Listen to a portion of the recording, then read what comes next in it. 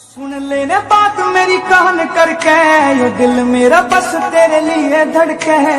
तोड़ के trust miss use करूंगा, बेड कार्ड देखे हाले अपने दिमाग तय। तू ही मेरी जिंदगी का एम सुन ले, तू ही मेरी आखिरी उम्मीद बावली। वो तेरा नाम मेरी हर एक सांस पे, तू मान या ना मान मेरी बात लाडली। तेरा नाम मेरी हर